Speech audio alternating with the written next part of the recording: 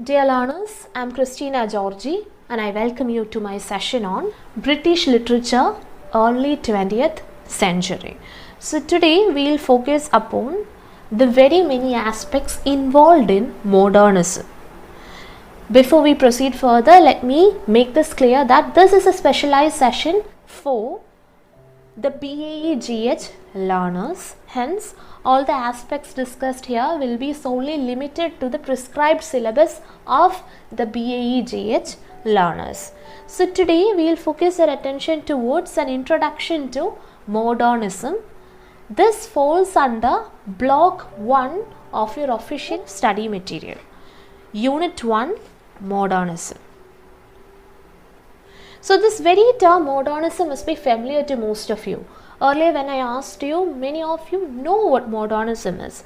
But today I am here to give you much more clarity to this word and related aspects. We will study how modernism evolved during the early 20th century and flourished as if a significant aspect in the history of English language and literature.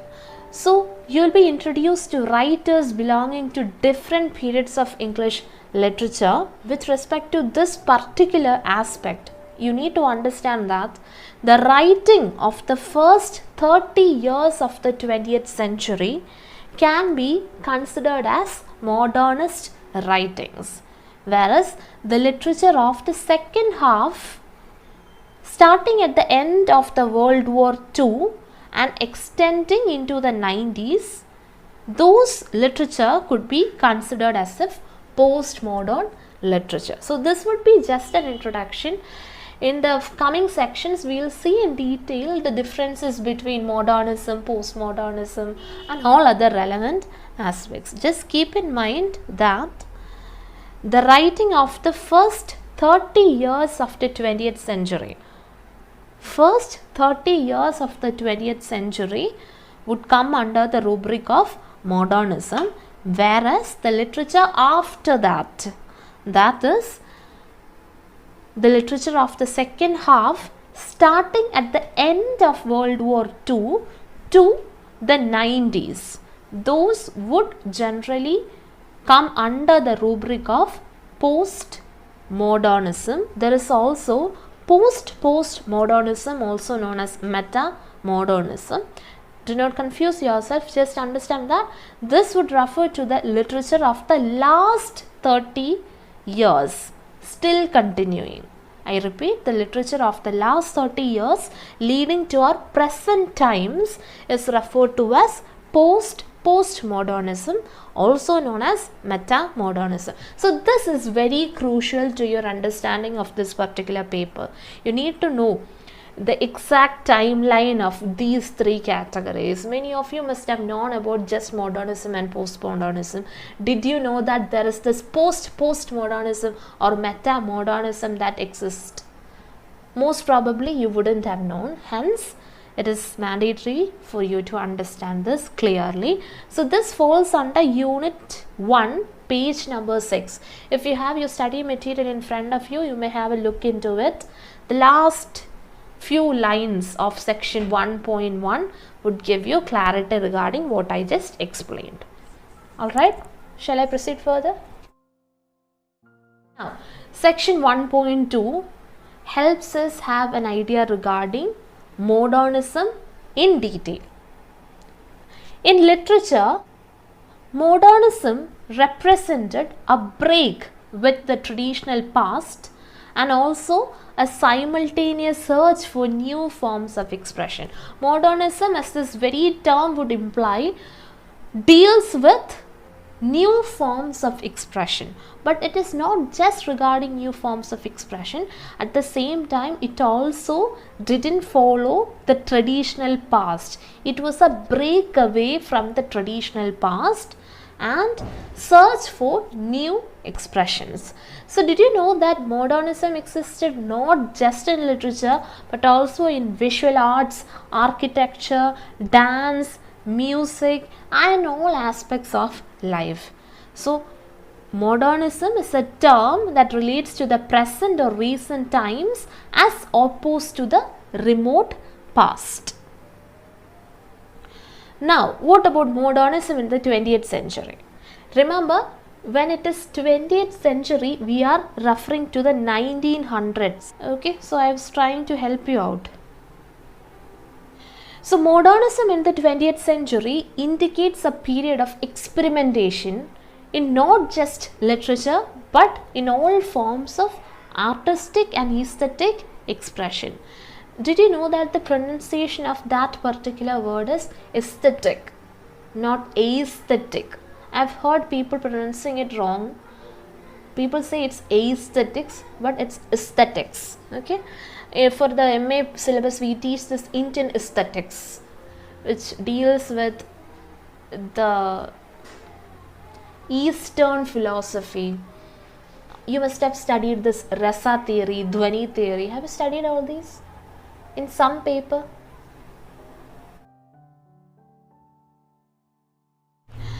So, modernism in literature is notably seen in the writings of the years after World War I, that is from 1914 to 1918.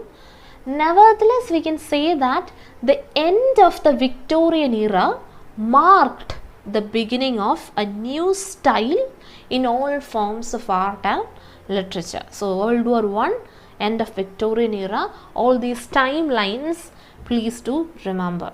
So, what are the most significant changes that took place in the Victorian England?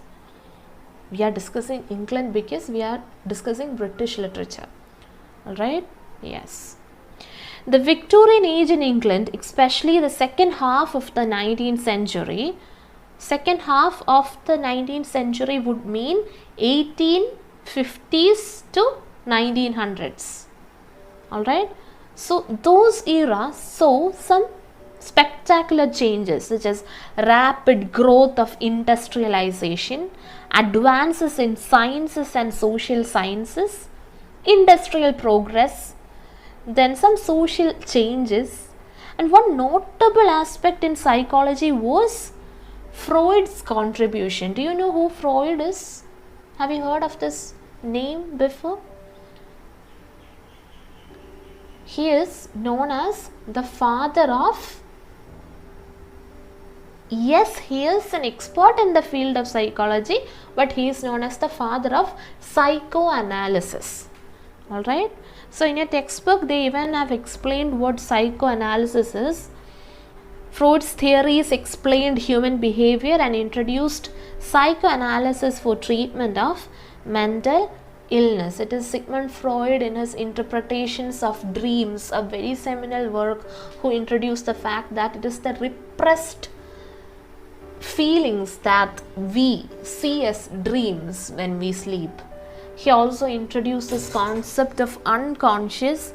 Do you know id, ego and superego? Three zones? Yes, all those aspects are introduced by Sigmund Freud. Okay. So, that was a great change. New ideas in psychology, philosophy and political theory kindled a search for new modes of expression. All these caused a radical shift both in form and content in 20th century art and literature. Art and literature, remember that. So, regarding a brief estimate of the modern period, we can say that the first 3 decades of the 20th century, 1900 to 1930 approximately, is called the modern period. Whereas the postmodern period started right after that, around the time World War II ended, approximately after 1945. And it spanned the second half of the 20th century almost for 3 years. We cannot say an exact timeline because it's much flexible. Modernism as a movement did bring about a few changes. That is, this movement gave men and women the means to tackle a new world. That is, they were all getting very furious with those existing traditional beliefs. So, this modernism gave them the impetus to break away from all these traditional aspects. So, this term modernism has come to signify a new trend in the early decades of the 20th century. That is, modernism has come to signify a new trend in the early 20th century, a divergence from the earlier tradition of arts, and brought in innovative movements and styles as replacement. There could be a question on modernism and its characteristics. If at all they ask you such a question, it's not just this introduction that you should write. For that short question, you will have to include the sections 1.2 to 1.4 and a brief conclusion touching upon postmodernism. That is how you write a perfect answer. Very often why our students don't score is because they just limit their answers to that particular section. It is your creativity, your brilliance, not just creativity, it's your brilliance to frame your own appropriate answers. For this question on modernism and its characteristics, you would give an introduction to modernism, the timeline and all important aspects. Then you would say how modernism evolved, and you would give a brief overview of the various characteristics of modernism. Then it would be great if you could give an example of a modernist text, preferably a poetry, or it depends on the question, and end with a mention of postmodernism. So that is how you write brilliant answers. Okay. So now we will see the rise of modernism and postmodernism. In your study material, this is section 1.3. So there are very many causes for the rise of modernism. Among them, there are two notable reasons. Okay. So these include: 1, the rise of new modern industrial societies, and 2, the world wars, both World War I and World War II. So how did these two events contribute to the rise of modernism and postmodernism? We will see that in detail. The rise of the new modern industrial societies contributed to the rapid growth of cities. That in a way helped or aided in the rise of modernism. Change in thoughts, change in attitudes, search for new expressions and other aspects. The second one, these two world wars resulted in great destruction. There was extensive loss of life. Racist genocide also happened. What do you mean by that? Mass killing happened, and hence there happened a change, and many such changes contributed to new beginnings. And it is mentioned that it also led to skepticism as a thought, that is, the presence of God began to be questioned, and many of them moved on to the agnostic belief, that is, it is the belief that existence of God is unknown. All right. Skepticism about the presence and existence of God prevailed. The question, I quote, if God is in heaven, why all is not right with the world, I unquote, led to skeptical questioning of God's existence. That was a very modern aspect that took place. Now let's focus our attention towards the most important crux area of this unit. Undoubtedly, the characteristics of modernism. So, initially, modernism began as an anti-tradition movement against all those existing form of not just literature but also art, philosophy, culture and society. So, in a way, modernism represented a clash between the old and the new. Hence, it rejected all traditional forms as irrelevant and outdated. It rejected all those existing traditional norms and forms as irrelevant and outdated in order to fit in with the new economic, social and political environment of a modern, competitive, industrialized world. So, if you have studied Ezra Pound is a well-renowned poet. Have you studied Pound before? There was the spirit of make it new with respect to modernism, and it inspired from Ezra Pound. As we know, The 20th century saw the beginnings of an aesthetic modernism in literary and visual arts. As a result, there came a lot of new movements. They include but not limited to Dadaism, Surrealism, Cubism, Constructivism, Minimalism, Vorticism.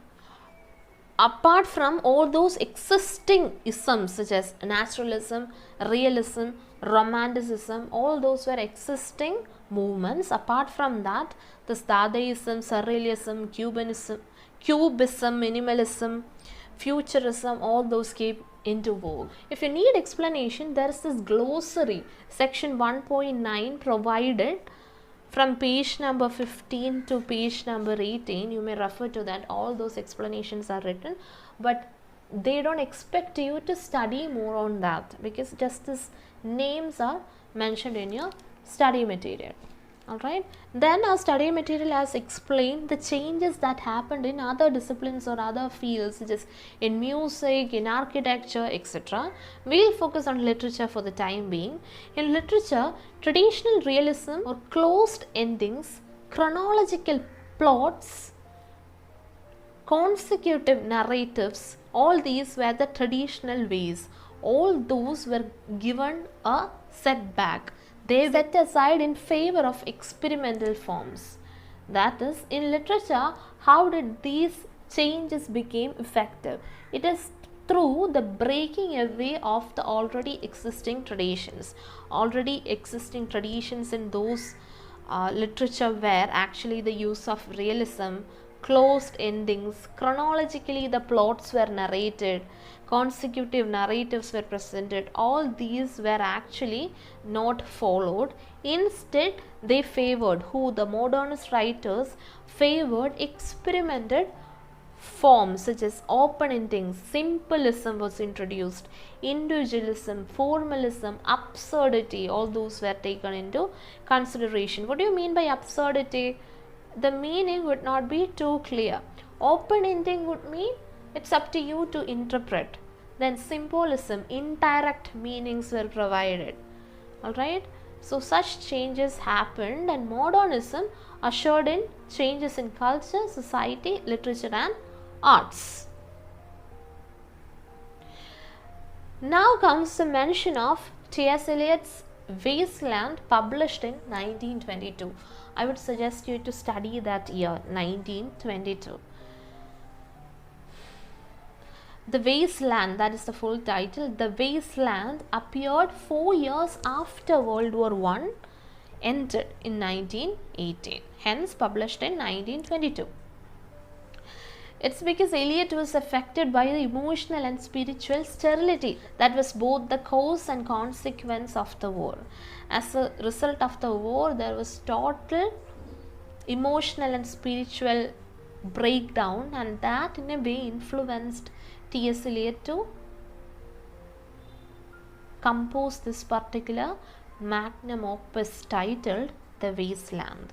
So we can say that this work mirrored the mental, emotional and spiritual conditions of the time.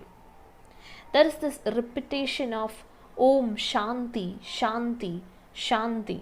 There is this triple repetition. 3 times Om Shanti, Om Shanti, Om Shanti is repeated at the end of the poem. And this sounds more like wishful thinking.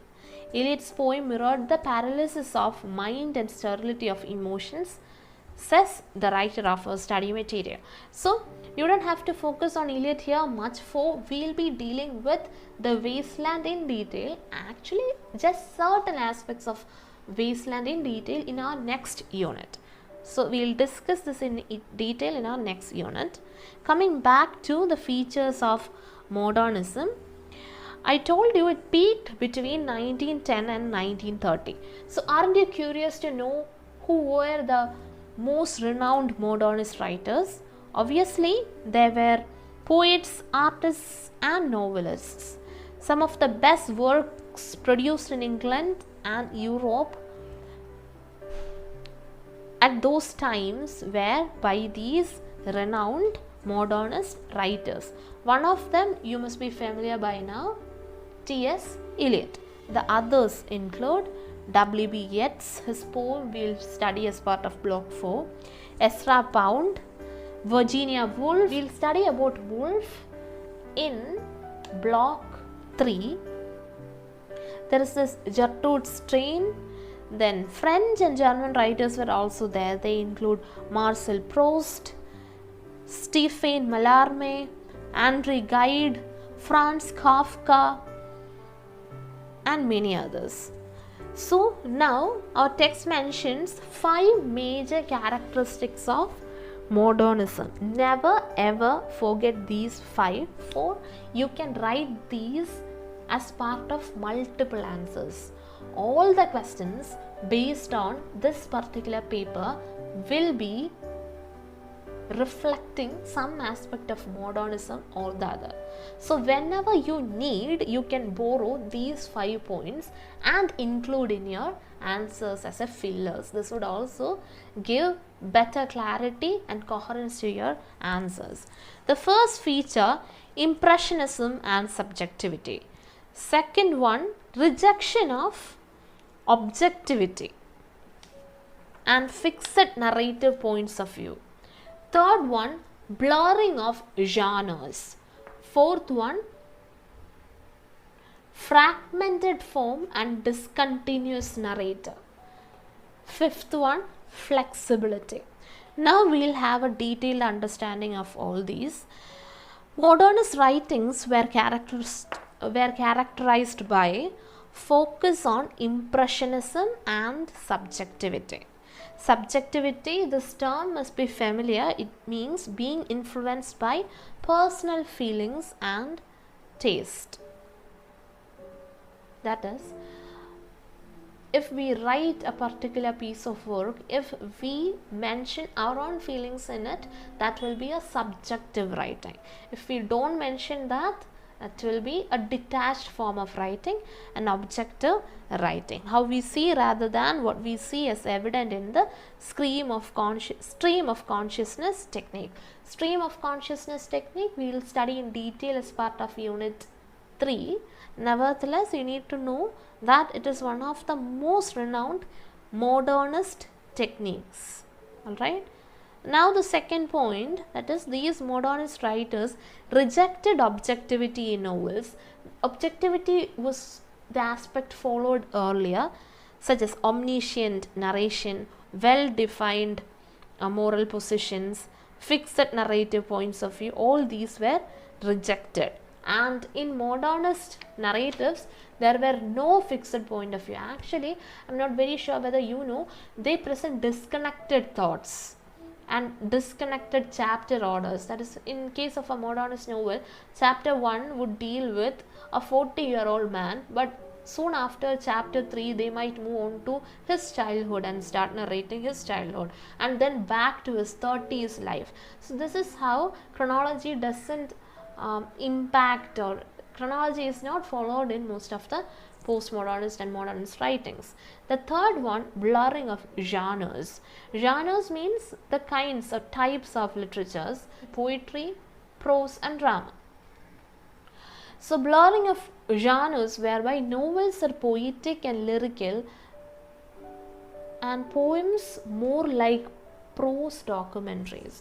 Yeah, there is this verse drama and such things, right? We will study when we study modernism in drama. So blurring of genres, whereby novels are poetic and lyrical, and the opposite happens with poems. Poems are more like prose documentaries. Now, as I mentioned earlier, fourth one, fragmented form, discontinuous narrator, mounting of colleagues of disparate materials. You just have to focus on the first two, fragmented form and discontinuous narratives. I already explained that. The fifth one, a tendency towards reflectivity, whereby writings such as a novel or poem raise issues about their status and their nature. That is indeed a change. So all these would be the characteristics of modernism. Never end your answer on modernism without a brief reference to postmodernism, because modernism began to decline in the 1930s. The 1960s saw the beginnings of postmodernism. This post is actually a prefix. Post means after. After modernism came an era that is named as postmodernism. Like modernism, this era is also characterized by eclectic approach. What does that mean? Fragmented forms. Okay, always remember that the wasteland would be a quintessential example of a modernist work. So fragmented forms are also seen in the wasteland. Modernism is characterized by regrets for having lost those fragments from the earlier age. In postmodernist literature, soon after the end of World War II, this reflected in minimalism by shrinking poems to two-word lines. Even minimalism was followed in postmodernist literature. So, postmodern themes included absurdity, that meaninglessness of existence, loss of hope, of restoring meaning in order to life, and all such things. So, section 1.5 would give you a brief overview of such aspects of postmodernism. It includes a mixing of genres such as thrillers, myths, psychological novels, and detective stories in one work of fiction. The postmodernists, unlike the modernists, revisits the past. That is one significant change. There is this work Waiting for Godot by Samuel Beckett. If you have time, you can read that aspect given in the textbook. They will give you a brief elaboration as if an example with respect to postmodernism. Okay. Now comes postmodernism in literature and arts. Due to time constraints, I am not explaining the example given in your study material. If you look at page number 11, you can see there is this poem given and they have tried to explain the significance of postmodernism. So when you are free, make sure that you read and understand this poem. Nevertheless, I'll give you a brief overview. That is, we have seen that the 20th century was dominated by modernism as well as postmodernism. So in the last decades of the century, the 20th century, we discussed that there came a shift to postmodernism, also known as meta-modernism. So this change is both a reaction against as well as a perpetuation of modernist aesthetics. The latter, postmodernism of the 1980s, rejected aestheticism as elitist and also insisted on mixing bits and pieces from the past ages. There was a moving towards the past ages, such as colorful imagery, viewpoints, and vocabulary in a bizarre and jumbled way. So one such example is that of Martian poetry. So this was coined by, or rather invented by, Craig Raine along with Christopher Reid. So in this particular poem that we were discussing, A Martian Sends a Postcard Home, published in 1979, the poet expresses his impressions of humanity in terms that seem strange and puzzling at first and need a little working out before one realizes what the poet is referring to. So this becomes a quintessential example for a post-modern poem, also known as a meta-modern poem.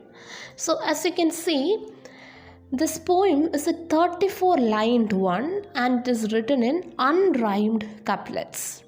And obviously it presents human culture as seen by a Martian. Yes. So the poem highlights the frequently asked question whether what we perceive as reality is nothing but illusion. The poem is in the postmodern style and hence differs from that of modernism. Moving on, in 1980s, Habermas, who was a German theorist, looked at modernism as a continuation of the Age of Enlightenment with its focus on reason, its break with blind faith in tradition and slavish obedience to religious prospects. So Habermas, He felt that the French structuralists like Foucault and Derrida repudiated enlightenment and attacked the ideals of reason, clarity, truth, and progress. So now we are discussing a theorist who has given his perspective on modernism, metamodernism, and others. So all these would be postmodernism and related criticism. There was this Jean-Francois Lyotard. He is very famous in his contributions towards the modernist theory. So he, in his essay What is Modernism, in the year 1982, questioned Habermas's attack on modernist attempt at artistic experimentation. So Lyotard, he himself defined postmodernism as, I quote, incredulity towards meta-narratives. So another term coined by him, meta-narratives. So Lyotard analyzed the notion of knowledge in postmodern society as the end of grand narratives or meta-narratives, which he considered a quintessential feature of modernity. So with respect to your prescribed syllabus and study material, you don't have to delve into the depths of all these concepts put forth by these postmodern critics and theoreticians. All you have to know is that it was Lyotard who introduced the term postmodernism. Nevertheless, never forget the names of all those important figures and theoreticians in the scenario of postmodernism. Say Habermas, Lyotard, then comes Baudrillard. So he was another French writer, Jean Baudrillard. So his famous book is titled Simulations. Remember, this book was translated into English in the year 1983. So this book deals with the concept of the laws of the real. So this happens as a result of images from films, TV, and advertisements, making it difficult to distinguish between the real and the imagined, reality and illusion, surface and depth. That is, very often we believe what we see on TV, or may that be on an advertisement, rather than the reality as such.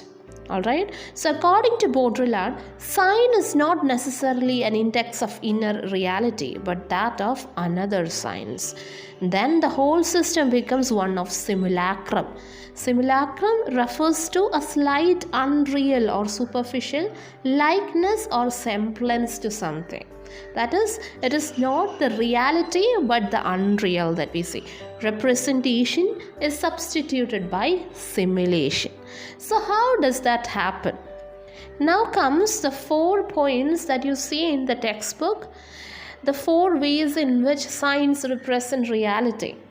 So it is mentioned that a sign in the earlier times represented the basic reality. Second point, misrepresentation or distortion of reality. Third point, a sign is a representation of representation. And finally, the sign bears no relation to reality. If you look into your study material, you could see examples for all these 4 points. Firstly, a sign in the earlier times represented the basic reality. There it is mentioned that an industrial city of the 20th century is shown by painting lean, thin figures in a street. The horizon showing the factory-like buildings, grey and in muted colors to stress the monotony and mechanical quality of the life there. So this can be considered as a representation of basic reality of the 20th century industrial city. Now, what happens in the second case? There happens a misrepresentation or distortion of reality.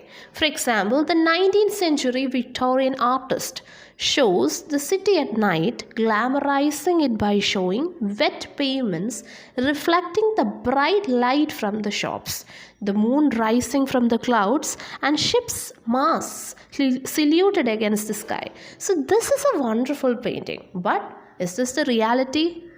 Of course not. It is far distant from the reality of grim and soot that typify an industrial city. There is a bit of misrepresentation in this particular case. Here the sign is a distortion of reality. Now let's have a look at case 3. A sign is a representation of representation. So the example given is that surrealistic painting how such a painting interprets the workings of the subconscious mind. For that matter, let's take an example of a painting that shows an easel with a canvas on it along with a window. What do you mean by an easel? It is a wooden frame for holding an artist's work while it is being painted or drawn. The canvas and how it is kept on the stand, that is what is mentioned here, and nearby there is a window too. So on the canvas, what is being painted? The exterior scene as seen through the window is being painted. So when we look at that scene, this particular exterior scene will not be what is really seen outside of a window, but it is an imaginative representation of reality in a painting within a painting. This sign has no reality and it disguises the fact that there is no corresponding reality underneath. Hence, here a sign is a representation of representation. Moving on to the fourth point, the sign bears no relation to reality. This is seen in abstract paintings. You know what abstract paintings are? It's some creativity. It's not a real, which is not representation at all. In your textbook, there is also an example of an abstract painting given. So the four signs signify four different ways in which the paintings signify or represent things. So also within literature, the distinction between what is real and what is simulated collapses. Hence, according to Baudrillard, everything is a model or an image. All is surface without depth, and this is the hyperreal. There is this concept of hyperreality in the postmodernist theory. You don't have to go into the depths of all these concepts. You just have to understand this much. On that note, let's wind up this session. Before that, you need to understand that what had been seen as a solid real world is nothing but a tissue of dreamlike images. That is what is mentioned.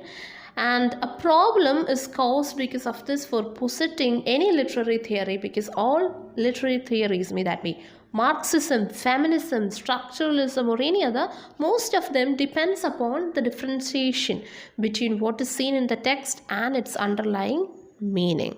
Here in postmodernism, what we see is all we get and nothing more. The loss of the real is equated with the collapse of reality. On that note, let's quickly wind up what we discussed in this particular session. We started off our discussion with a quick introduction to modernism. We discussed what is modernism, the key features of modernism, the rise of modernism and postmodernism. We discussed that a quintessential poem in the modernist tradition would be that of T.S. Eliot. It is titled The Wasteland. Thereafter, we moved on to postmodernism and postmodernist criticism, and finally, we had a look into metamodernism in literature and arts. We also looked into some of the theoreticians who contributed towards the postmodernist theory in English literature. Who were they? The chief figures were Habermas, Lyotard and Baudrillard. Remember Lyotard and Baudrillard and their contributions. That would certainly help you frame an understanding of the background on which you could build your study on modernism. On that note, let's wind up today's session. We'll meet again with the next chapter, Modernism in Poetry. Thank you so much.